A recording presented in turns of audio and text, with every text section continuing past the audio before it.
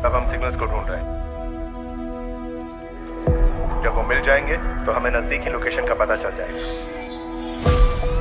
तुमने जो किया है पता है किसके साथ किया है?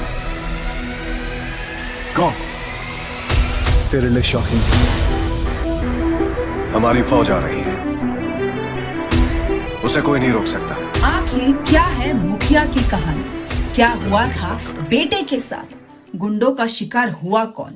ये सारा डिस्कशन शुरू करने से पहले मैं आपको बता दूं कि अगर आप भी सिनेमा की दुनिया से जुड़ना चाहते हैं और काम करना चाहते हैं तो डिस्क्रिप्शन बॉक्स में दिए हुए जॉब लिंक पर क्लिक करें और इस अपॉर्चुनिटी का भरपूर फायदा उठाइए।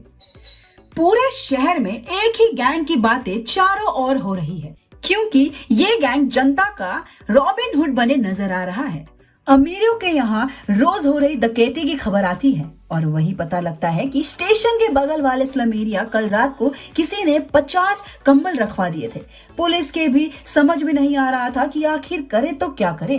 गरीब अपने इस नए रखवाले को जानते ही नहीं है कि आखिर ये कौन क्यों कर रहा है, लेकिन बिना जाने समझे ही वो सब इस गिरोह के लोगों को भगवान मानने लगे हैं। ये ग्रुप ऐसा है कि जो गरीबों की मदद कंबल चादर से लेकर दवाई गोली तक कर रहा है, इसलिए शायद पुलिस भी इन्हें पकड़ने में उतनी फुर्ती नहीं दिखा रही है जितना कि उन्हें दिखाना चाहिए। लेकिन अभी अभी एक खबर ये सामने आई है कि इनके गिरोह का एक आदमी चेन्नई की सेंट्रल जेल में कैद है और ये सब उसे छुड़वाने में लगे हुए हैं और उसे छुड़वाने के लिए ये लोग कुछ भी कर गुजर सकते हैं। पुलिस ने आम जनता से ये छुपा कर रखा है कि आखिर कौन है इसके गिरोह का जेल के अंदर, क्योंकि उन्हें डर है कि अगर इसके बारे में बाहर बैठी जनता को कुछ पता चल गया तो वो खुद ये केस अपने हाथों में लेते हुए सड़कों पर उतर आएगी और ना चाहते हुए भी दंगे फसाद हो जाएंगे। मीडिया अपने तरफ से पूरी कोशिश में लगी हुई है कि कैसे पता लगे कि आखिर है कौन वो आदमी जिसने ये किया है, क्या करवाया है। लेकिन इस सब में एक कैरेक्टर है जिसने इस केस पर बहुत ही पारखी नजर रख रखी है। वो एक एक स्टेप पर आंख गड़ाए हुए बैठे हैं। गैंग वालों ने एक बार जेल के अंदर भी घुसने की कोशिश की है, लेकिन जेलर ने उन्हें उनके इस काम को अंजाम नहीं देने दिया। जेलर के रवैये से लग रहा है कि उसे कुछ ऐसा पता है जो सिर्फ उसे ही पता है और किसी को नहीं। तो हो सकता है कि उसको पता है कि ये गैंग कौन है और इसका सरदार भी कौन है। पुलिस किस तरह से इस गिरोह को पकड़ती है ये देखना वाकई इंटरेस्टिंग होगा। लेकिन वहीं दूसरी तरफ पुलिस की इतनी निगरानी के कारण अब ये रॉबिन हुड गैंग गरीबों की इतनी मदद नहीं कर पा रहा। जनता में अब आक्रोश और गुस्से की स्थिति बनने लगी है। अब ये नहीं समझ आ रहा कि आखिर ये गुस्सा जाकर किस पर फूटेगा, पुलिस पर या रॉबिन हुड गैंग पर। और जेलर कैसे इन सब से पुलिस और जेल दोनों के फेवर में कुछ कर पाएगा। जेलर का जब अपना सच रॉबिन हुड के मुखिया को पता चला तो जैसे उसके मन में जेलर के लिए ही एक दोस्ती का इमोशन आया कि एक्चुअली जेलर जैसा है वैसा होने से उसके अपने कारण है। उसका अपना एक दर्द है, एक ऐसा दर्द है जो जेलर हमेशा सबसे छुपाया रहता है। उसके मन में यह है कि अगर उसने किसी को देखकर मुस्कुरा दिया इसका मतलब ये होगा कि उसने खुद को माफ कर दिया उस गलती के लिए जिसकी सजा वो खुद को इतने सालों से देता आ रहा है। जेलर एक बहुत अच्छा आदमी है। ये बात जानने के बाद मुखिया ने ये डिसाइड किया कि वो यहाँ से निकलने के बाद जेलर के लिए भी कुछ करना चाहता है। जेलर ने बातों ही बातों में एक दिन मुखिया से अपने मन की बहुत सी बातें साझा की, जिसमें वो ये भी कह गया कि कैसे उसके स्ट्रिक्ट पेरेंट्स और उसूलों वाला होने के कारण उसके एक इकलौते बेटे की जान चली गई और कैसे उसने वो सब सहा और देखा जो कभी किसी बाप को ना मिले देखने को।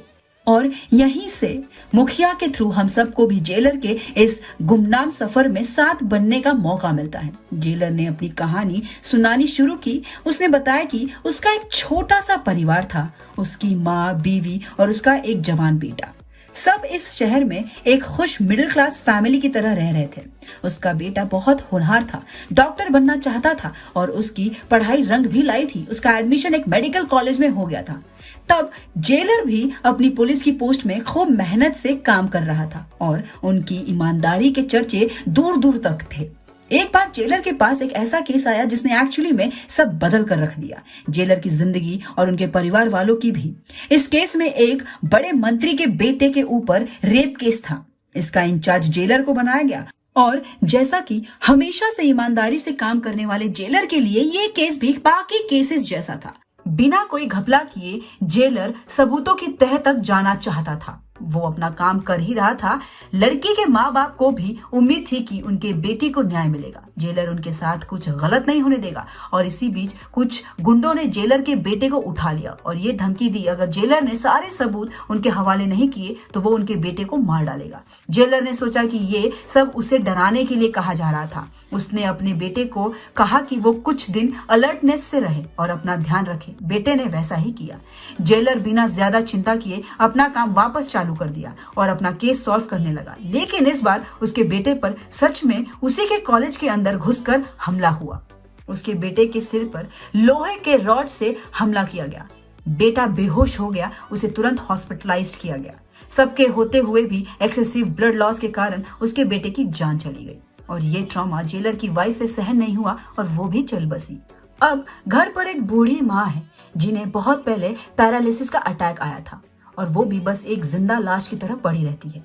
और जेलर ने उसी वक्त जिंदा महसूस करना बंद कर दिया था जब उसने बेटे की सांसें थमते हुए देखी थी। जेलर ने खुद को ये सजा इसलिए दी थी क्योंकि अगर वो गुंडों की बात मान जाता तो शायद उसका बेटा जिंदा होता और शायद यही दर्द जेलर और मुखिया को कनेक्ट कर देता है। मुखिया की क्या कहानी है ये तो आज भी एक पहेली है और वो किसी को बताते भी नहीं है कि आखिर ऐसा क्या हुआ उनके साथ जो वो इस प्रोफेशन में आ गए और फिर वो सब गरीबों के मसीहा बन गए, सबकी लड़ाई लड़ने लगे।